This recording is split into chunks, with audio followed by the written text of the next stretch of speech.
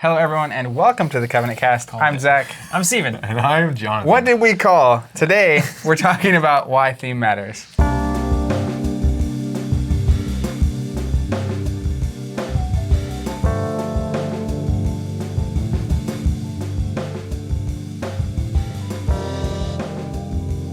Speaking of the Greeks, what have you been up to this week, John? Oh, I was just looking at this hand that I We're diving right in, man. I'm here to get you. It's the first time you've surprised us. I have been doing a few things. I've been reading a book called The War of Art. And this is not the art of war. Not the Art of War, it's a different thing. This is The War of Art. Is it a palindrome? It was recommended to me by my sister-in-law, who is just beginning her sort of artistic career, and I would recommend it to anybody who is any sort of desire to better themselves, just straight up. Most of the stuff you may already know. The third section, the theology may not gel with you personally, but the first two sections are the kind of motivational, just like kick in the pants that I think I certainly needed and I have benefited from. What do you make of people who have no desire to improve? Just in general. Are those people real? I don't think they are real. I think that everyone has a desire to improve. They just get to use the words of the War of Art. They get caught up in the resistance. So what happened to me, and this is where I found myself when I read this book, is that I was tired. I was irritable. Steven and Zach may know this. Mm-hmm. I'm about to get an Herbalife pitch here. Lord, he's on fire! Tired, irritable. Goodness, where did this come from? I would go home and I would lay on the couch and I would just like feel this sort of ennui, and then I would like go to sleep and I'd wake up into the same sort of deal, and it wasn't getting any better. The more I rested, the worse it got, which was opposite of what I thought I needed. So I read this, and it simply basically said, the reason that you're tired, the reason that you're irritable is because you're actually not doing what you should be doing. It's not that you're tired because you're doing too much. You're tired because you're doing too little. And so I switched things over. I wake up now in the morning at a decent hour, let's say 9, and I go and I spend about an hour working on personal projects and stuff like that. And it has just improved things drastically here at Covenant as well. So you're saying if you're tired, work more? Yeah, basically. But like on this stuff, and this is actually a tangent of another inspirational speaker, old Gary Vee, which you got me kind of into. I like that you're getting the Gary Vee drips. There are people who are into old GV, right? Maybe into so much that they prevent themselves from doing things because they're like, oh, I want to listen to Gary Vee. It's like, no, get out and do things. That happens. He's pretty good about it. In terms of like, I won't say like false idols, but like, if you're just going to be obsessed with somebody to the point of kind of losing your mind over it, he's a pretty good one to choose as compared to a lot of hucksters out there, because I really do think he has a genuine intent and is actively at every turn trying to get people to like stop just sitting around and go do this stuff rather than listening to me, which is good. But he asked the question, do my actions align with my ambitions? Right? And so I think what you're getting at is like, as you get into this somewhat spiral of my actions aren't aligning with my ambitions, so I'm sad that my ambitions aren't being realized, then you just kind of can sit there, or you have to realign those actions and start doing the things that you want to do, become the person you want to be. And I think it's really important to point out that the second section really stresses professionalism in the fact that something magical happens whenever you take time out to sit down and devote time to art. And you'll see it if you watch the abstract documentaries on Netflix, anything like that. It's on my list. The people are not just like, oh, I don't feel inspired. I'll lay on the couch until I feel inspired. That's not how it works. It works by sitting down every day and devoting X amount of time to progressing your ambition and to failing, and to getting up the next day and to doing it again. Because I think a lot of people, when they hear stuff like resistance and your ambition and your dreams, they think that it's going to sort of come to you on angel's wings, but it's not. You have to present yourself first, and you have to present yourself as a professional in a professional manner. And I've certainly seen that bear out. This book certainly extrapolates on why it bears out, and it has certainly been a big change in my life as I've implemented this sort of thing. And I mean, it makes a little bit of sense if you're doing nothing that's really inspiring you. You'll get tired, and if you get tired, you want to slow down. You slow down, now you have lower momentum, which means you're even less likely to do the things that will inspire you and get you excited again. And to segue into the Gary Vee thing, one of my favorite things he says is on Sunday night he'll post, if you're not excited about tomorrow morning, you're not doing what you should be doing. And it's like, if you're dreading going back to work tomorrow, and this is a whole different topic. Yeah, but it's hard to say. Just be inspired, right? Stress and weird stuff there too. Yeah, but unless he used to be very like dramatic about it and be like, you need to go like right now, stop. And then now he's way more practical, and he's like, you need to start trying to figure out what that is and trying to somehow align your life to get to a point where you're excited about Monday Well, morning. and we had a very, very good role model in our father. Speaking of Father's Day, which was also this week, he worked a 9 to 5 or an 8-hour-a-day job at the Tulsa World as a writer. But he also got up at 6 o'clock every morning, even if he was out, reviewing shows till 2 a.m. Most every morning he would get up at 6, he would walk, he would exercise, and he would go up and write on personal projects. And that way he was able to continue to put food on the table, but not he didn't sacrifice his ambition. Very cool. That continues to bear out. So there are ways to do it, certainly. Yeah. Well, Speaking of Father's Day, yeah, I'll take it from there. I saw you and I both did actually this Friday night. We actually went to a show at the PAC that Dad was throwing called Summer of Love. It's the 50th anniversary of the Summer of Love, right? Mm-hmm. Which is really the spark of the hippie movement, the kind of alternative movement that was going on at the time. And it's a very important event for an entire culture, and it has affected pretty dramatically, I think, everything that we are currently witnessing in our culture, right? It's come down, and even the styles of the 60s and stuff have come back into style, right? Let's hope the 80s never make that transition. Agreed. But this is objective truth. playing with a bunch of old musicians and friends. They've been doing this for speaking of just pursuing your ambitions, doing this for like a year and a half, 2 years, just practicing music, playing music together, not getting out of the swing of being young, as it were. He's 68, I think, at this point. Somewhere in there. But playing a show, the Summer of Love, psychedelic garage rock from that era. That's so cool. And so a string of bands and songs from like 64 to 69, and taking some of the lesser known songs that you would play literally in your garage. All these kids were getting together in their garages playing this music. And the thing that I didn't realize, I'd heard a lot of these tunes, well, some of them, probably half of them, were recognized, like Sloopy, Hang On Sloopy, Gloria. that kind of stuff, Gloria, 96 Tears, these kinds of tunes. But I'd only ever heard them as lo-fi recordings from the 60s. And I had never heard them live and loud.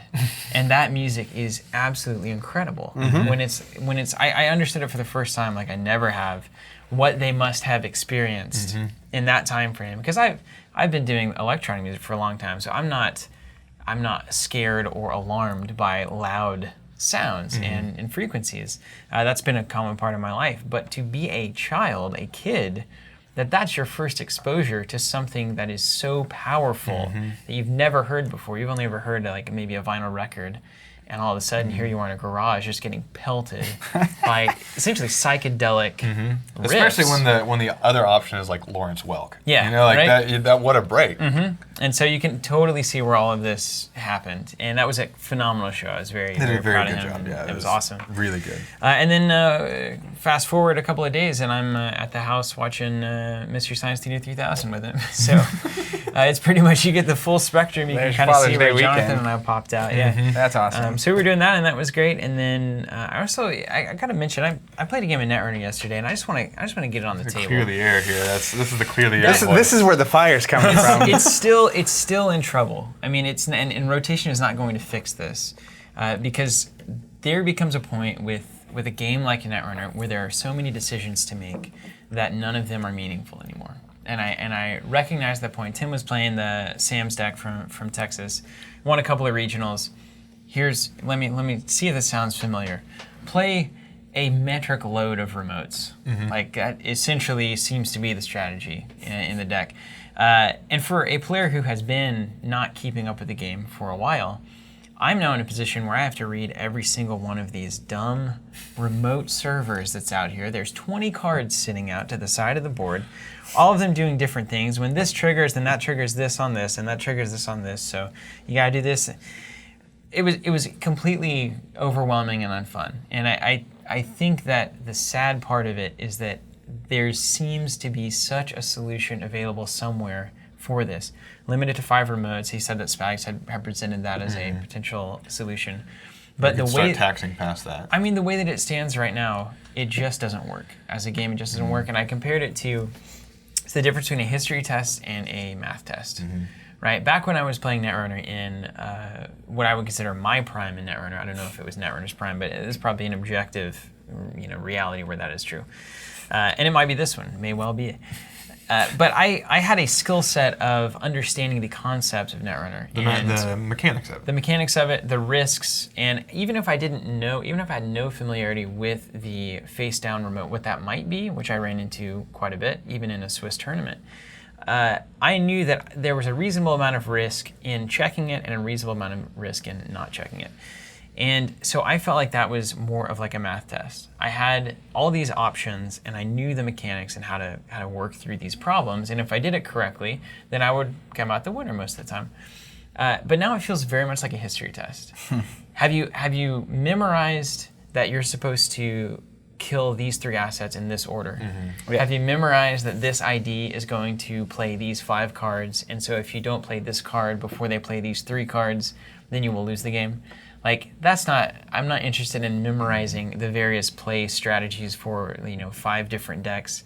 I would rather play fundamentals, and I'd rather my opponent play fundamentals, and then it's just a way more interesting game. So I really want to see something dramatic out of Netrunner. It needs to happen. I think if this game is going to continue for years and years, something has got to happen to address that. Something has to happen. And along the lines of that math versus history test, we've established in the podcast before, via the book Super Better, that losing due to incompetence or feeling incompetent is what keeps people from coming back. And on a history test, there is certainly an amount of incompetence. If you don't know, you don't know. With a math test, at least you can learn the mechanics and have an understanding of some sort of competency with it. Yeah, I mean, if you have basic math skills, you can go into a math test and attempt to solve problems. But if you get to a test and the question is, who is the 19th president of the United States of America? Yeah. There's no amount of logical understanding that is going to get that answer. It's literally, do you know this answer or not? Yeah. And that's how you feel in that. Yeah, frustrating if you it's don't know. It feels like a boss fight in a video game.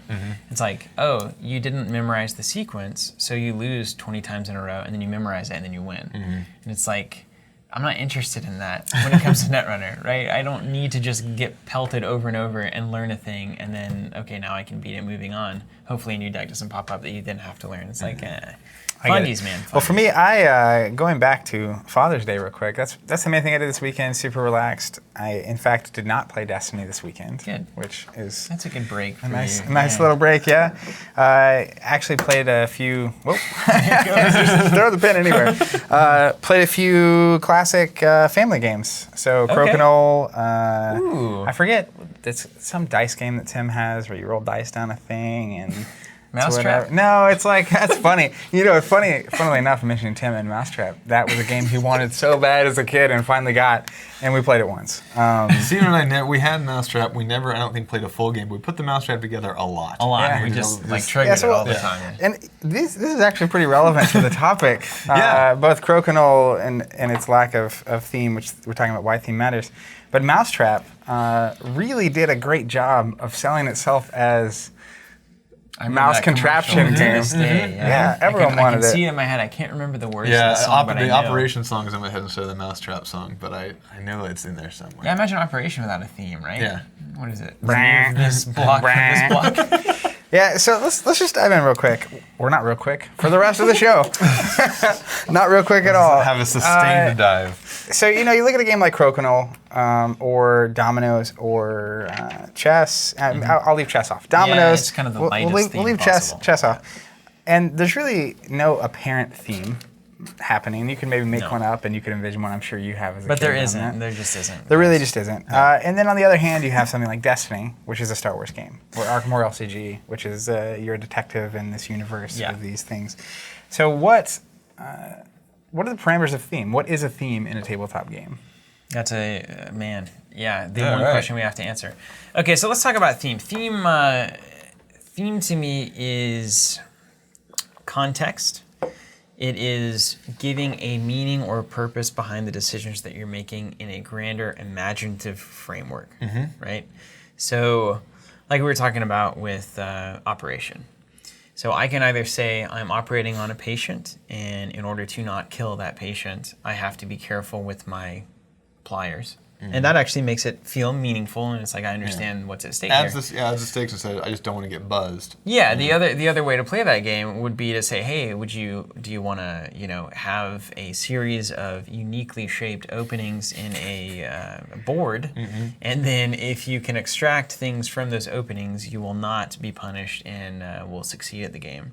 Right? It's like impossible to make it sound fun.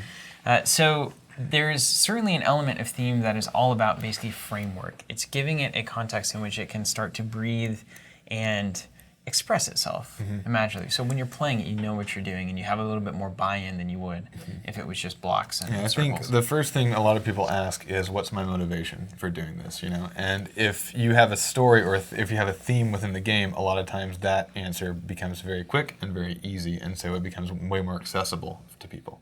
Sure. Now, put in context, what's the motivation of Crokinole, for instance, right? It's like, I know whenever I come into a heavily themed game, I think Takedo is probably the best example.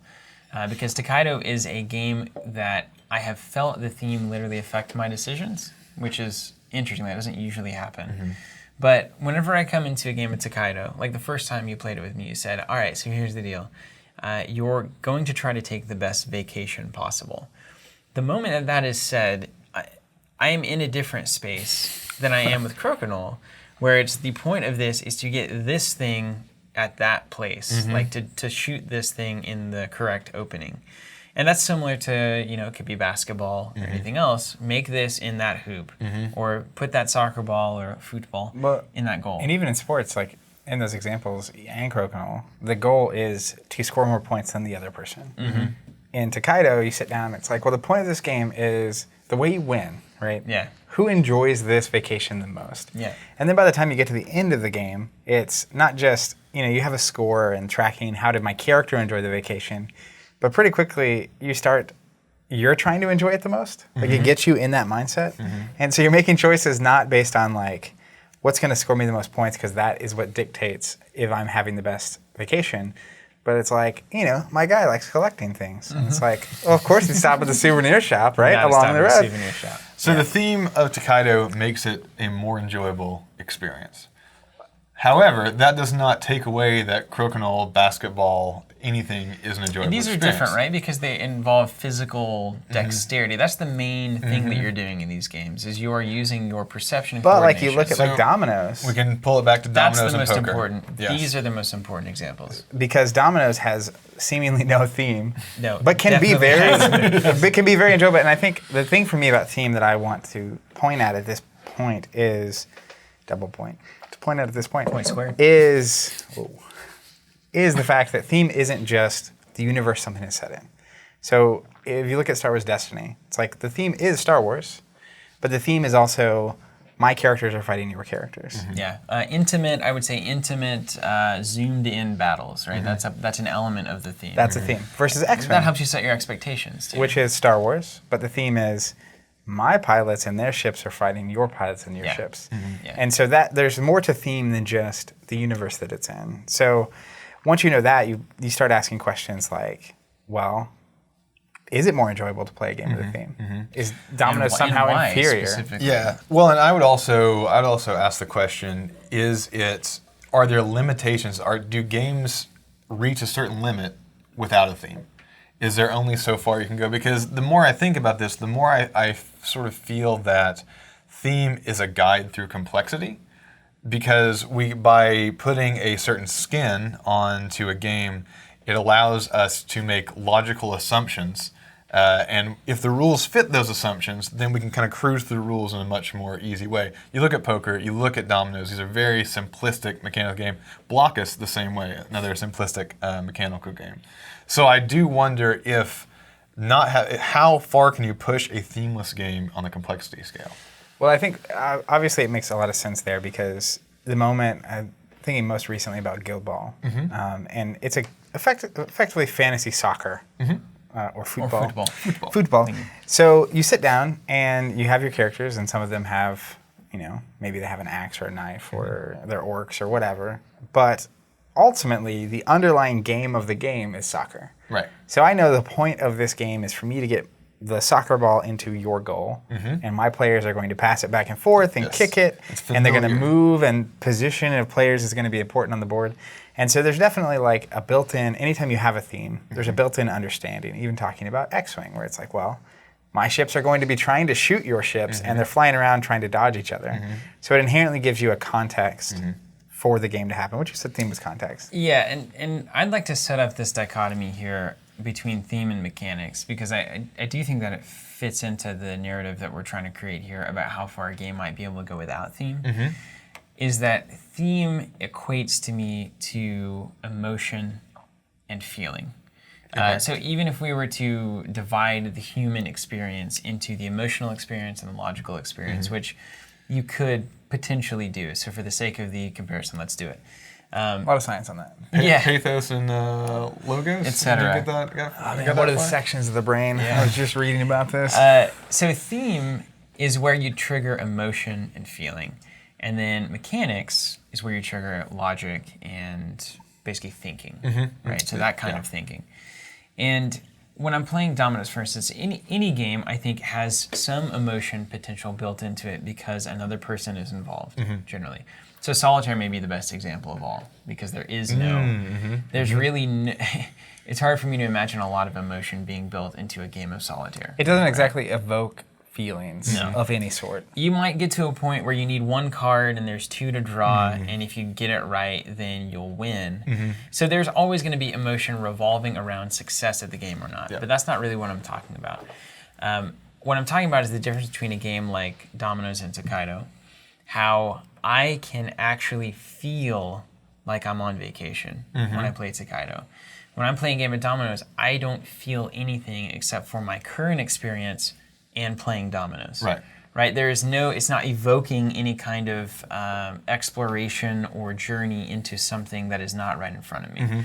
Same thing with poker, right? It's very emotional because other players and psychology is involved, but there's nothing emotionally happening in the game that is worth mentioning for me. Instead of emotion, do you feel like maybe we could substitute the word imagination?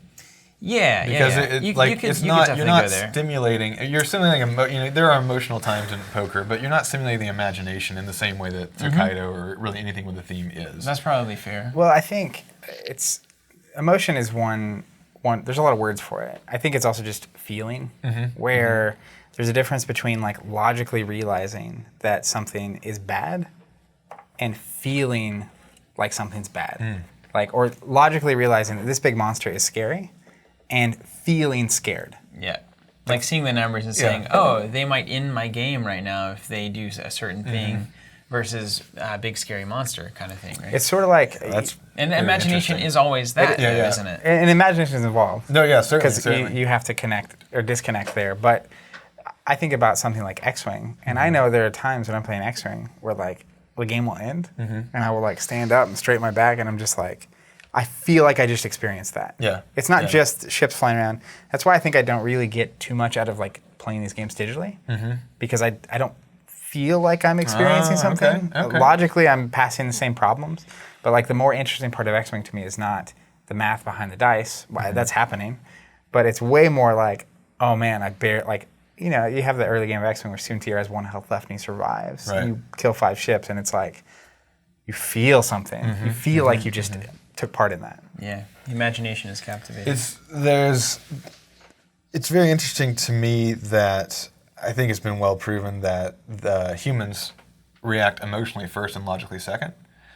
And I'm wondering if by having some sort of emotionally or imagination engagement, like instead of being like, oh no, this number's really high, it's like, oh no, there's a big monster, you're going to be able to react to that more smoothly because you are reacting emotionally, because it's engaging you emotionally. Well, we know that humans are all about storytelling, right? This is the oldest form of human, just almost interaction. Yeah. I mean, it's all about stories. You've read all that about the hero's journey and those kinds of things. That almost everything, if not everything, can be distilled down into a story, and that humans learn best from stories and engage most with stories. It's kind of very much in our DNA, or certainly in our cultural DNA. So if your game isn't telling a story, then you are missing an opportunity to hit a very significant part of the cultural brain that all human beings are bringing to the table, right? But in that, I think you're risking a lot too. And this is something that is not as well discussed or known, in that if you're not interested in this story, then you also get turned off, even if the mechanics are phenomenal, right? Sure. I mean, classic example for me is Arkham Horror, which before the LCG, I had no real interest in the universe. I'm not a big Lovecraft fan. I'm not against. I'm just kind of neutral on it. And we played Arkham the first time, and I was just like, this may well be the best game I've ever played. Like, mechanically speaking, what's happening here, what's being created, how well the mechanics are playing to theme, and how this is all functioning and making me feel. It's the first time that I have ever really appreciated that universe. And it's not because, like, I'm not into the look of monsters or this whole theme, but, like, I finally got it, right? It's like, it's not about the monster, it's about the feeling of the fact that a monster is around that corner. But also in the same way, you'll never be as excited, even though it may be a better design game, you'll never be as excited about Arkham as you would be about Destiny. Not a chance. Because the theme is so strong, right? There are different levels of what people are interested in experiencing, the stories that they're interested in hearing, telling, engaging with. And so you could make the best game in the world, but if nobody's interested in, space cowboys, then not the company, but the actual concept, literally in my head, of cowboys in space, if nobody's interested in that, then it doesn't matter, right? So if you take that great game, that really well mechanically designed game, and take the theme completely off of it, you might have a better shot at actually reaching more people and getting more popularity for your game. And I feel like that swings both ways, though, right? Because you could easily have a Star Wars game that does well because it's Star Wars. Yes, we've seen plenty of those. You could also have a Star Wars game that doesn't get played because it's Star Wars. Because people are tired of playing Star Wars. They've seen too much of it. Or it's Arkham, or it's some unknown universe or IP that hasn't been established. So how much do you think the theme of these games is influencing the design? Like the actual making of the game? Because it obviously matters to the experience. You play Takedo differently than you play Destiny. Like, you just go into it with a different mentality. But when it comes to actually making the game happen, how important is theme? Is it just a marketing thing? Is it just, I'm going to get Star Wars into it? A perfectly relevant example, when we talked to Eric Lang a couple of years ago at Gen Con, I believe, was talking about how he had prototypes for all sorts of mechanics laying around. And one such prototype was this pod system of including X number of pods or units in a deck, and that becoming the deck building element. So had that sitting there, then gets tasked with, hey, we need a Star Wars game, and pitches the mechanical pod building system as could work with a Star Wars game. So in that case, these mechanics were developed without theme considered whatsoever. Whereas on the flip, as far as I understand it in my conversation with Lucas, it started with, we're going to make a Star Wars card game from scratch. And then it was, okay, it's going to be one-on-one, it's going to be like a very intimate thing, so I want the action to be fast. So now we start getting into these action trading, going back and forth. And so in that case, the feeling of creating this, Star Wars duel game directly led to the mechanics that basically powered that engine. So we've seen it happen both ways, and, say what you will about the outcomes of those particular examples. But I'm sure that there are examples of games that are highly successful that were designed and then had a theme. And then there's probably a bunch of successful games with theme that then led to a great design. I would, however, say that if you have a game where the theme and the mechanics, for whatever reason, oppose instead of support each other, that game will fail. Yeah, it's not great. I will put my flag on that one. Now, I do think there is, it's possible for a game for the theme to be so good or the mechanics to be so good. It's like scales, right? It's like if you have a 0 to 10 on both of these, theme and mechanics. And it's not, the thing about theme and mechanics to me is not, they're not separate. Like, you can't just look at them individually because there's synergy there. So they're each 10, but it's almost like a multiplier where it's like how good the theme is and how good the mechanics are don't add together or stand alone, they multiply each other. That's correct, yes. And they have to kind of really complement each other. So would you put Dominos like a 10 mechanics, 0 theme? I put Dominos like 7 mechanics. But that's fine. The thing is, I mean, there's a minimum point, and like it's different. It's different for every person and what they enjoy. Because like, actually, what? I mean, thinking about it, if Domino's didn't exist and then it released tomorrow, I'm not sure that anybody would care about Domino's. 0%. So it's really a lot of these older traditional games may just have historical precedent for being played at all. I mean, that's what like I enjoy Domino's because I played Domino's with my grandma. Yeah. I don't enjoy Domino's.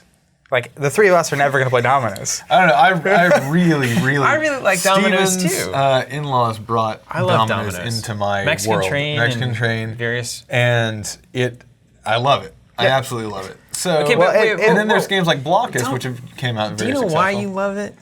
Can you tell me why? I really wish that I knew that. I really do. It's just, I think it's because it is a minimum amount of buy-in for me that still allows me to participate in the sort of social world that is tabletop games. That's my off the hip.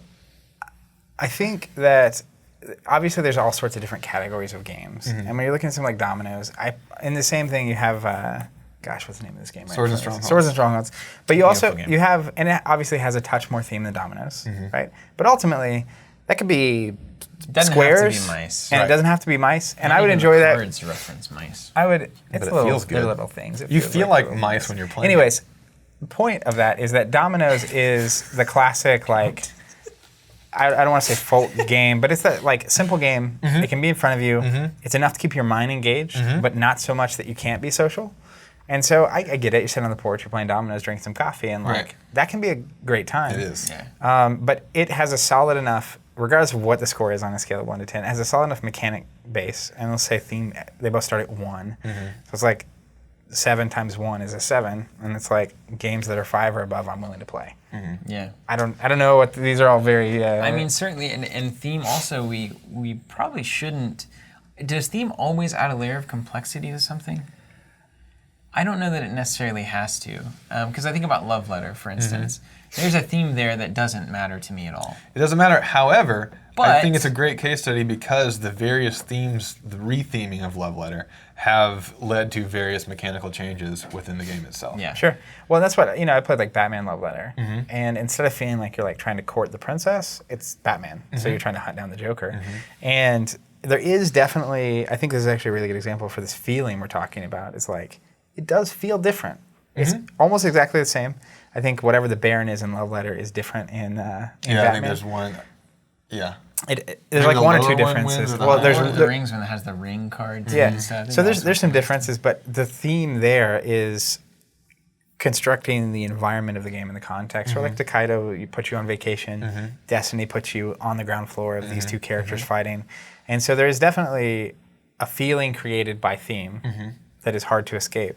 But as far as complexity, I think, like we mentioned earlier, theme, this setting allows games to be more complex because of the built-in understanding, but doesn't necessitate that complexity. Yeah. Like I think about I'm going to keep referencing Star Wars because that's my life, but the Star Wars CCG, very thematic, very complex. You can moisture farm if you want to moisture farm. Yeah. You can collect spaceships if you want to collect spaceships. Doesn't matter. Can't you? But very just. I would put the mechanics low, actually, in that game. I would Theme put them, high, mechanics low? I would put theme high and mechanics low because But- I think it's overly complex. It was impossible for new players to understand anything. It had a 50-page glossary. But right? I think Like- this is where if you had these scales that multiply, right? The theme times the mechanics created an outcome that was worth playing. Yeah, it was still worth it. Because it was the, so the thematic. complexity of the mechanics made it more thematic. So And you're so saying those are two potentially independent variables, theme and mechanics. they're independent, but Complementary, though, because they're the being result multiplied is together. together. Yeah, Right? yeah, yeah. Is that they're in the same mathematical equation, so to speak. So I agree with you, though, because then I look at something like Destiny, which on the complexity factor is significantly less complex than CCG. It's also technically less, Theme? Theme is definitely lower. in a way. So the theme is lower, but the particular theme that is trying to be That's is true. further explored. Yeah. So instead of all of Star Wars being able to be experienced by this one game, we're giving you this one you can be in the corridor with Darth Vader and the Rebel Troopers, and we're going to explore that. Because again, in the CCG, the like character fights and stuff weren't as it didn't feel like that. It's like Galactic Conquest kind of more than like Vader versus Luke. And honestly, even in the LCG, it was difficult to figure out what was going on where within a story context. I mean, all of the cards were there; they were themed properly, but the actual story, the narrative that was going on within the game, was, I think, very difficult to get a hold of. Yeah, it was scattered. But I think that's all that there is that we really have to parse out here is that theme is risk, and how risky you're willing to be with theme can oftentimes determine the success of that given game. So if I'm a Star Wars fan who's not interested in that corridor fight with Darth Vader, you've already lost me. Or if you're not a Star Wars fan. Or not, if I'm not a Star Wars fan, you've already lost me. But if you're willing to wager that there are enough Star Wars fans that a percentage of them are interested in this kind of a story or experience, then the more focused your theme is, the better your mechanics can probably be. Because now I don't need a mechanic for moisture farming and Darth Vader fighting a Rebel Trooper. I just need the Darth Vader fighting the Rebel Trooper. So I can spend all of my time, focus, energy, and perfecting brush on a very particular kind of mechanical experience that matches a very particular theme. So as you focus into both, you have the potential to make something truly perfect. But the wider any of those things get, the wider your theme gets, the wider your mechanics have to get. I feel like that's definitely the case where, the more you have to explore with a theme, the more you have to account for in that exploration when it comes to mechanics. And so that's why a game like Dominos, which doesn't have to worry about theme at all, can be so enjoyable because it can be very focused on a specific kind of experience. It is one thing happening. Sitting there counting dots. I mean, are you in or out? Like that's what you're looking for, right? How many dots I you want got? to count some dots. Right? And a game like Swords and Strongholds is similar, where you have a very limited theme. These are, 4 pieces or 4 mice, if you will, fighting on a board. And you don't have to explore eating cheese, Right. or stealing from the king, or any of these things that mice might do in this universe. That'd be a fun game, though. Very, very focused experience, so the mechanics can be a lot simpler, which of course I think simplicity in mechanics often leads to the best designs. Well, and do you think inherently, for something to be more thematic, the mechanics have to be more complex? See, I would actually, thinking about it, I think that simple mechanics lends itself to low theme. Or like, for instance, I think it's always intriguing to me that Tetris is themed. It's the Russian something, Block building? Yeah, Russian block building. I had no idea, actually. You didn't, because it's a super simple game and the theme doesn't matter. And similar with Swords and Strongholds, it's a very simple game, and therefore the fact that we have mice pieces doesn't ultimately matter. You want to take that one step up, a little bit more complexity, you have a variation in pieces in chess. And I think because you have a rook that goes straight forward, it's much more easy to understand that it's a wall. It moves in straight lines. Or a knight is the one that goes in curves. It's a horse. Yeah, it's and cavalry. so I think those shortcuts, almost like mnemonic devices, kind of, help us understand the complexity of a game and break that down. And so I really do think the more complex your game gets, the more you need to rely on theme to get people through it and to help them remember it. Sure. I mean, look at a game like Chess versus Twilight Imperium. Were you going there? But it's like, in both instances, we're essentially exploring one thing, which is combat, right? Like defeating the other person at combat or conquest, right? Yeah. And so chess is saying the theme that we're exploring here is you're a king, they're a king, and you have to trap their king and win and defeat. Twilight Imperium's like, you've got to do that, and then you've also got to trade, you've got to manage an economy, you've got to manage this, you've got to manage that. There's no way that you can take chess's mechanics and apply that to that big of a theme, right? It just can't work. So I do think that as your theme gets bigger and bigger, your mechanics naturally have to get bigger and bigger. Right? And so I think it's why theme matters on the toppest of levels in all of this is not only is there a mechanical implication, not only is there a marketability / success of a game implication, but I think wrapping all the way back to where we started, I also think that theme is bringing the feeling to the game, which buy-in. is it's real like buy-in. Now if Twilight Imperium was blank, right? Like if there was no theme, no art, no conceptual of like my empire's attacking your empire and I'm trading with you, then doing those things wouldn't evoke any feelings. Right. But like when I play another classic, Diplomacy, it's like I actually feel betrayed when like we make a deal and then you betray my deal and attack me and destroy my army, right? Like I have a feeling of betrayal that I never have had during chess. Or never have had during, and it's actually why Game of Thrones LCG Melee I just refuse to play, because I naturally like to win, like most human beings. Right. And each game of Melee is separate from all other games of Melee, but I've almost lost friends over Melee, because it's like, oh yeah, definitely, I won't attack you. Attack Steven, this will be great. You attack Steven and I maul you, right? Yeah. And it's like, well, you should have not trusted me. Like obviously this is Melee, but I for me, theme is first about feeling. It creates that feeling, but it has serious implications across the rest of the whole game and all of games in general. I would frame it like this. I've kind of got it formulated for me, is that theme is a risk because it's a multiplier.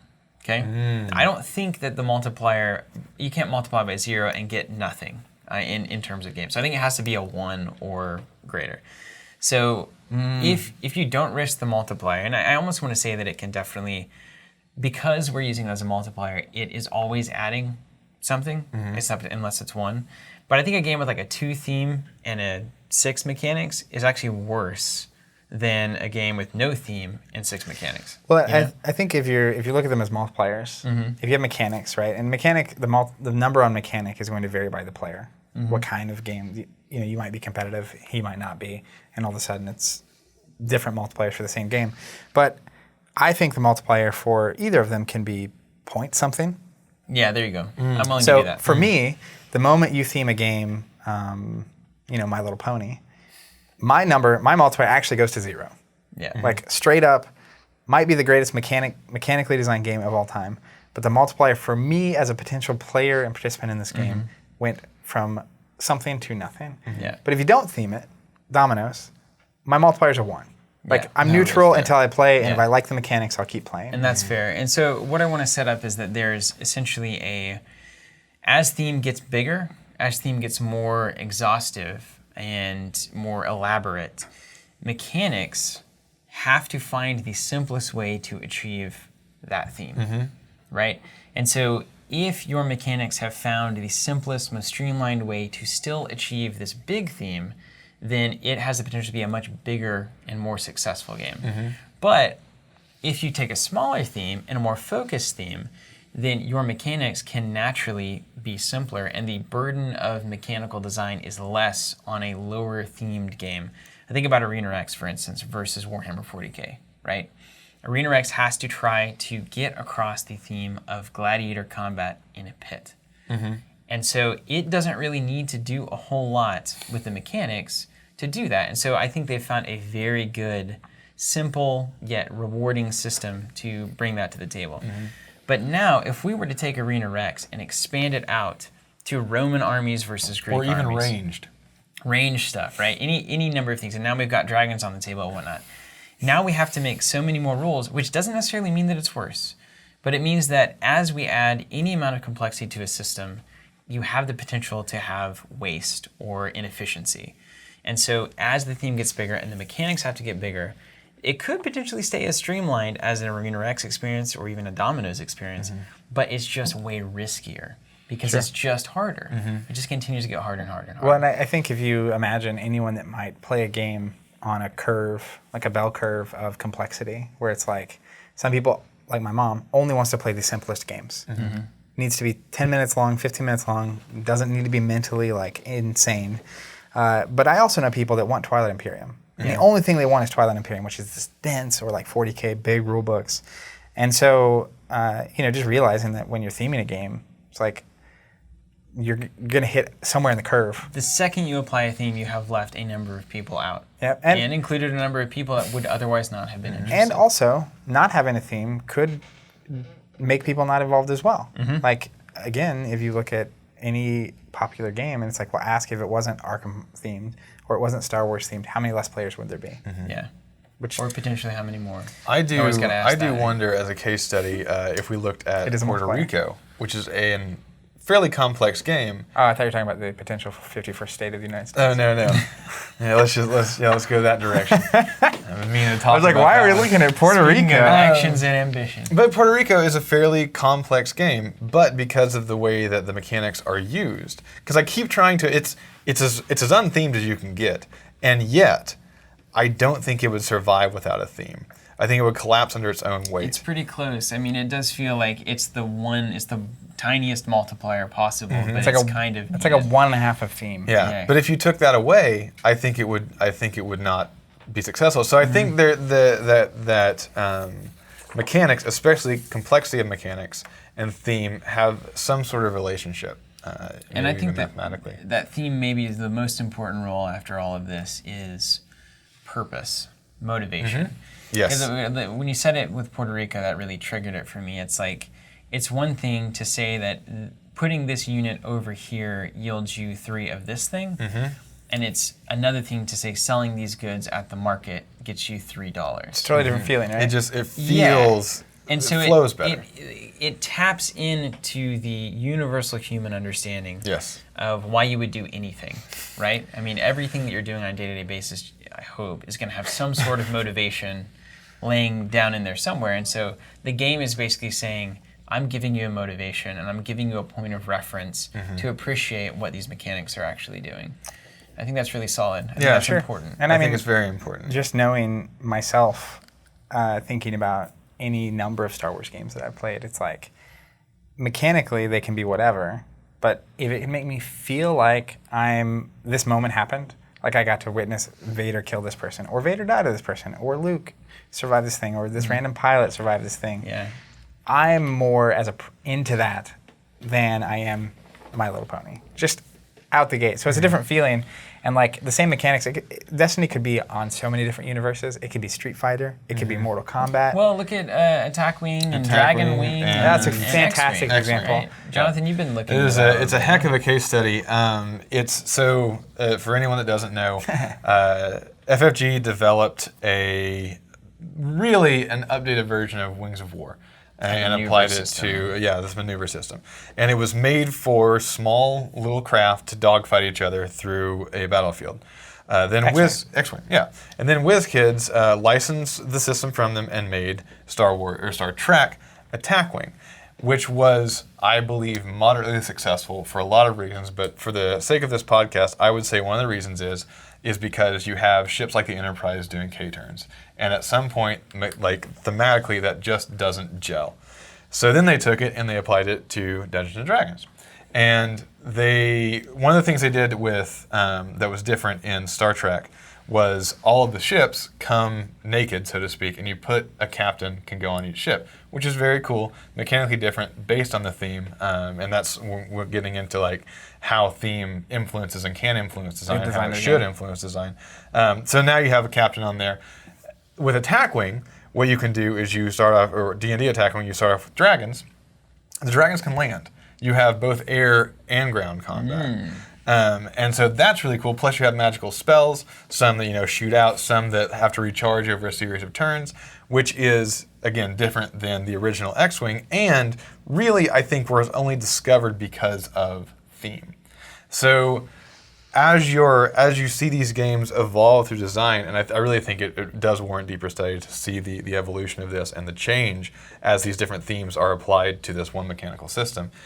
You can't just take mechanic, slap a theme, mechanic, slap a theme, mechanic, slap a theme.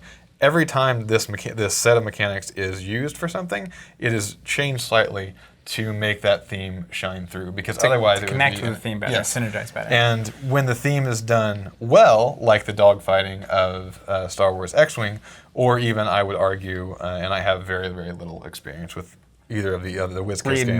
Read none. But whenever you look at the dragon, they're shooting magic missiles and they're landing and they're eating giants, and that also goes with theme.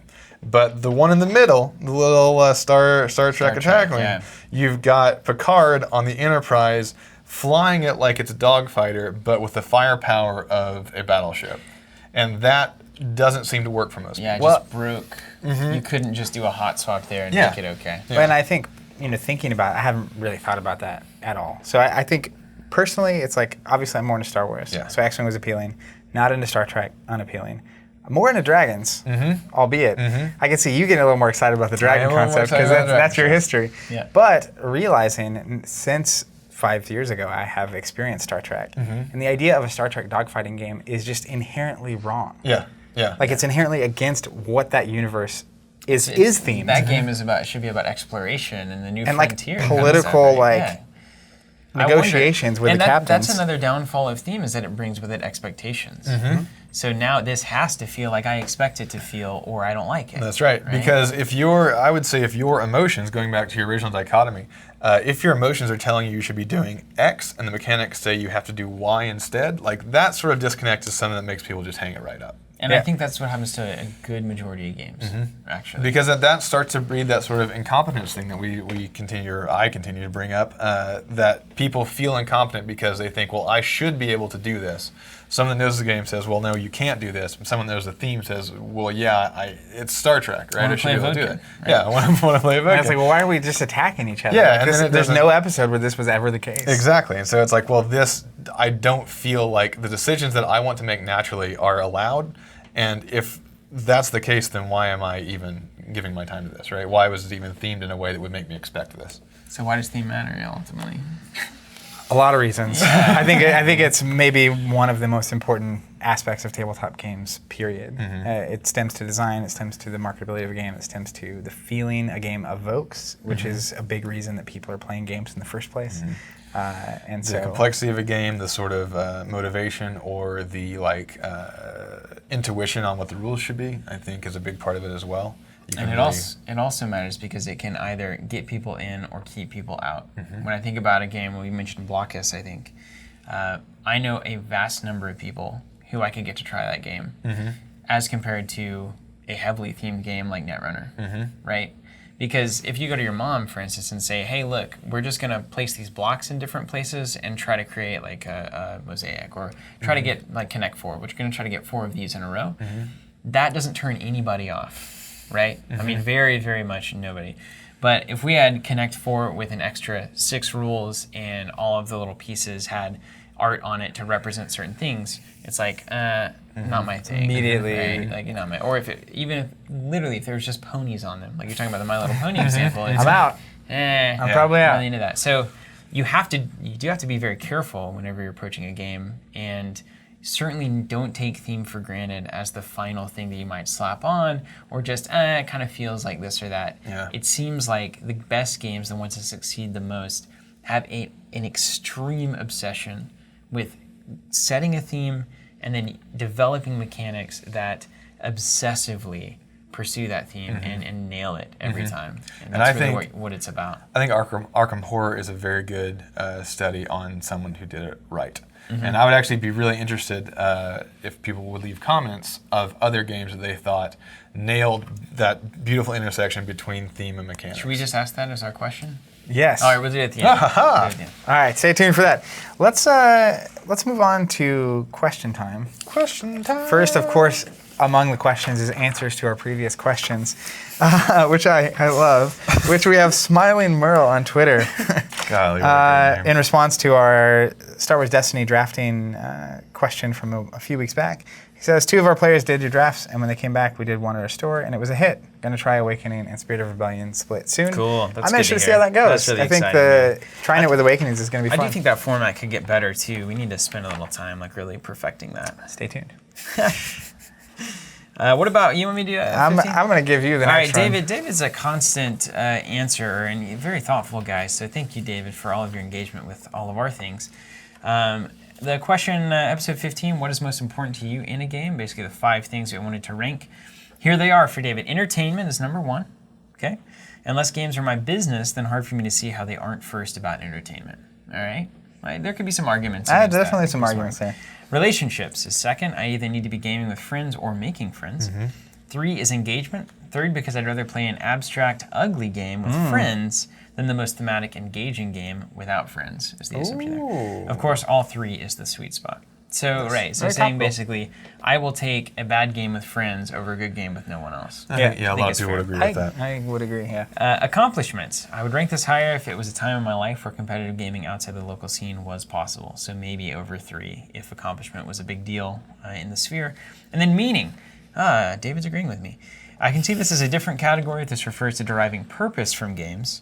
Otherwise, I'm with Steven. Thanks, David. This would be higher only You if have I a was supporter. contributing to the industry in a way that I felt was unique and valuable, like Team Covenant is. That's Oh, nice. thank you. Actually, I didn't read this ahead of time, so I'm glad to hear that. That's great. Otherwise, games are games. Hard for me to elevate them to something beyond that. If it was my business, I would have to make it one, or I wouldn't do well enough. So David making a very specific split between like business, gaming as business, and gaming as Entertainment. recreation. Yeah. And actually, after discussion last week on those 5 potential categories, just to clarify the idea of meaning Did you go back versus in? accomplishment, because you were like, how is accomplishment and meaning different? I did go back. Effectively, in that system, accomplishment is a tangible thing. It's an achievable goal, a specific. Meaning a I won challenge. the tournament. Yeah. I beat this thing. I built this. Whatever. Whereas meaning is related way more in a sense of belonging to something bigger than yourself, whether that is a community or a group or a story or any of these kind of things, where basically tabletop games can bring you meaning because you're a part of this versus it's not accomplishing anything. There's meaning besides accomplishment is the idea. It's true. I'm just, Zach, it just still doesn't make. Trying to parse it. Because the examples of meaning is relationship or engagement. Already we've done it, right? Groups, being a part of a big group, that's relationship. That's not meaning. I mean, obviously it's meaningful, right? Everything's meaningful. Yeah, but like you can get meaning from any of these things. You can get Right. meaning from anything. That's why we can't rank it. but like You got to get it out. I'm just gonna. I think you Marking totally it can out. rank it. Get out of here. All right, now on to the actual questions. Use the hashtag continue this AskCovenant. discussion. That's right. On future casts. Use the hashtag AskCovenant to get your questions answered on the Covenant Cast. First question is from Rebecca via a contact form. Yeah, she actually Hello, wrote Rebecca. into the official channel. Question. Team Covenant once reviewed Star Wars Destiny with these words. Yeah, I Quotes? was like, whoa. The breakdown of turns into one-to-one actions back and forth really makes you feel like you're wrapped up in the action. It feels so fast, and even in the midst of the rush, things stay clean. You can already see where this is going, right? No, I can, yeah. No stacks to resolve, no complicated chained out combos. You take an action, I take an action, and before you know it, the game's over. Then a new one starts, a new one always starts. That's pretty compelling copy. Yeah, that's You know? what words Yeah, created that. who wrote these words? Maybe me, maybe not. However, these days, the game sees a lot of action cheating, even in the top, the finals of Destiny Weekend, which we You have posted. 7 actions, It's like 8 7 or 8 actions on the actions first, before the opponent even goes. A lot of action cheating and chained out combos. What are your thoughts and feelings about this? Is the game getting away from what it initially drew many of us in? Personally, I think a bit. This isn't me. This is a quote. Personally, I think a little bit of action cheating is okay for the game, but if design continues to trend towards action cheating, I may find the game to be no longer resemble what I fell in love with. Wow. All right. That's quite a question. Good job, Rebecca. That's a well-formed question. You wanna? I'm ready. I'm always willing to drop bombs on these games. Yeah, of course. I but mean, go ahead, go I for think from day one, from the game coming out, I felt like Rey was too good and just obnoxious. So you play an ambush action upgrade on her, and you get 2 actions, and it kind of just breaks that flow. And then set 2 comes out, and you get more ambush to put on her, and Yeah. you get force speed, and you get fast hands. So my opinion, I would much rather it stay away from this kind of thing. I do very much like the style of games we were playing back in the day of you take an action, I take an action. Oh, 2016. Yeah, I just think I enjoy that a whole lot more. I think a certain amount of action economy, as I call it, is fine. Like I think about tactical mastery. It has a cost. You have to spot a red character, and then you get 2 things, and it's a card out of your hand. When it starts, like my problem with the raid chain is that it just happens. Like I play an upgrade, which I would have done anyway. Now I get 2 actions, and like, what was the cost of that? Truly. So you would say that action cheating is too low costed? Yeah. Well, let's just can we just wrap it into what we're talking about here? So Hit me. I personally feel like the precipice has been reached for action cheating, and if we stop here basically and wait for some stuff and wait for Rey to rotate out or ban her, whatever it's going to take, because it is a silly card. Or a rat or whatever it is. It's it's so obviously crazy. That card is insane. If we stop here, we're fine. I think we're fine. I don't enjoy it as much as I did before Rey and Ambush was discovered, as it were, because it was always around in the beginning of the game. But once we started actually using it and understanding the power of it, that's when it was like, this is a little bit less good. But let's talk about why. Because the theme of Star Wars Destiny is these one-on-one, epic, dramatic fights, right? Where everybody has a chance to react. Everybody's into it. You thought Obi-Wan was going to do this thing, but then, oh no, he lets himself, Darth Vader kills him. I didn't see that coming. There was all of this interplay going on in these classic fight scenes, right? All of these big fights, Darth Maul, etc. Back and forth, twist, turn, whatever it is. And so you have to then ask the question, is this mechanical element of the game adding to the accomplishment of the theme? Do you need action cheating to get into these battles? If you don't, then you're adding unneeded complexity. It's not necessary. So there's an argument to be made that some characters need to feel a little bit faster than others to achieve the theme that you expect from a Star Wars dueling game. And I'm happy to entertain that. I think certain characters might benefit from that kind of experience. But whenever you can start to chain 3, 4, 5, 8, 6, doesn't matter what it is, actions in a row, it's gone too far and you haven't added anything. So I would say that in order to achieve the theme that it's looking for, 2 actions in a row is the max you should really ever have. And when you're going beyond that, it's just kind of ludicrous. And it's unneeded complexity. And as we're talking about stacks to resolve, all these different effects, whenever this thing triggers is that thing, and then so we don't need all of that. Yeah, it's overly complex. It's anti-thematic. It's complexity outside. It actually lowers the mechanical multiplier. Yeah, and I think that's where cards like Force Speed or Fast Hands, or even actually raise ability, except for when it's paired with ambush, where like this idea of like you can play a weapon on Rey and then take one more action. So you could roll her in, but then it's over. Yeah. Right? Like that's fine. But it just seems like the better way to accomplish that is once you attach a weapon, you have the option to roll her, to activate her. I don't disagree with your... After you play an attachment on Rey, you may activate her. It was just, you may. Totally. But that's where like I think about like even something like Fast Hands, which is a 0 cost attached to a character. When they activate, you can use one of their dice immediately. I would much prefer that, say, trigger one of your damage sides immediately, because that makes a little more sense. Where it's like Han fast pulling his gun and shooting you. Blaster pistol. It's like okay, we just need to contain it. Yeah, let's be very.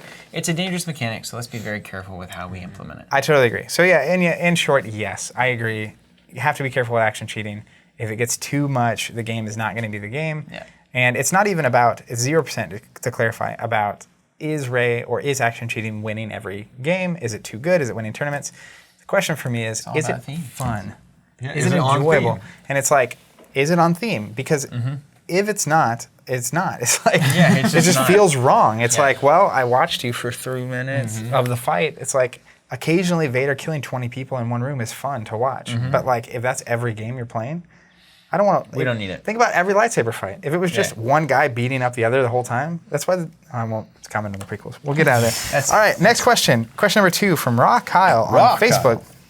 My favorite kind of Kyle. I loved your analogy of the different types of people at a wedding. That's from last week. Nice. And how you use that to explain the concept of archetypes. I'm curious, did that conversation just happen organically, or did you prepare it? Either way, it really worked, so kudos. Hashtag Ask Kevin. Cool. That's a good question. I think we had talked about, it kind of arrived organically before the cast when we were talking about wedding guests, and then we started joking around about how it played into the archetype thing. Well, when we had great success with the meat meta the week before. Really the meat meta of 2 weeks ago. And so again, going back to theme, if you can use theme to explain these more complex concepts, that tends to work. So yes, we had talked about it, we had mentioned it, but the actual laying out of the word for word, that was... and we had, when we said we talked about it, it was like 2 minutes before we recorded. Yeah. It wasn't like this let's get into grand it. thing. Let's see if we can connect the dots. We knew where we were going. We want to do that more too. I think that's important to keep doing. Yeah.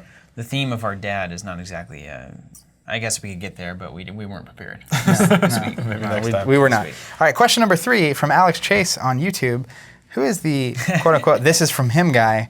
I somehow missed the scandal, and Googling the phrase cheating attached gets a bunch of dating advice. Let me real quick, because I don't have much to add to this question, but I would like to say that any sort of like ridiculous Googling joke, I just think is hilarious. Yeah. Anytime you can't look up something, because of just the way Google parses information, I just think that's the funniest thing. Was it Pearson was the guy's name? Just look up. We have a video. It's Gen Con 2015. Yeah. Conquest Finals. All that it is, Very strange. I mean, it's just strange. It's actually, it's alarmingly entertaining that somebody really felt that this was worth doing and trying to get away with, which they did. I mean, they won the thing. He won the thing. Yeah, But he was drawing 3 cards every turn instead of 2, very, very slyly. Well, and then this is from him is a whole nother story. But let me give you a very basic rundown. It is internet humor at its finest. There was a long thread. Guy comes in, defends himself, says, "I didn't mean to do this. All of this was just a misunderstanding." This kind of a thing. it was a mistake. The guy that did it came in and said, "This is all a mistake. This is me. I'm a guy." And I was accidentally apologize." drawing extra cards every turn. Yeah. Then there's another account that starts to show up that is also defending the cheating guy, saying, "Hey, we should take it easy. Let's be cool." Then that account that has been defending the cheater says this long diatribe in the voice of the guy who was cheating. Like, I intended to do this, so was responding to criticisms as himself, which led to the assumption, fair, I think, that this account was also owned by the cheater. So now we had the original, "This is me," and then we have the defender, which happens to also be me. But that post was edited to, at the end, say, "This is from him." Yeah, it's really bad. It's unfortunate. You had a situation where a guy cheated. And then trying to play it off like Pearson messaged me and told me to tell you this on the forum. Instead of just posting it. It was bad. And then it spirals out of control, Yeah, obviously. and honestly, the situation. I'm glad we could have a laugh. yeah, at least there's that out of it. It's just a sad thing that it happened. It is a bummer, yeah. And then it was responded to like that. But golly, that's where the is it inside funny. joke comes from. And It is objectively funny. There's no reason we can't laugh at that. That is funny, right? You cheated, it's a bummer, etc. However, He's doing well, like a guy's coming to defend him. And there's been no greater bonding moment for the Conquest community, I tell you. they suddenly became one, and then they suddenly disappeared. Sad news all around for that game. Yeah, Star Wars quit. All right, there you have it. If you want your question answered on the Covenant Cast, use the hashtag AskCovenant. We will happily answer it, as you have seen here. And I'm going to let you ask the question. What was the thematic question you My wanted to question is, for all of you players of any sort of tabletop game out there, Even Dominos. Poker, etc. what games have you found, for us, I think Arkham Horror and potentially Tokaido, that so perfectly mesh theme and mechanics, they sort of reach this pinnacle that we can then shine a light on and say, all right, if this is our case studies, now we can begin to have a real discussion about this when we see what is the true winner here. So theme and mechanics, what games have perfectly meshed them? Leave those in your the opinion? comments, and until next time, keep playing.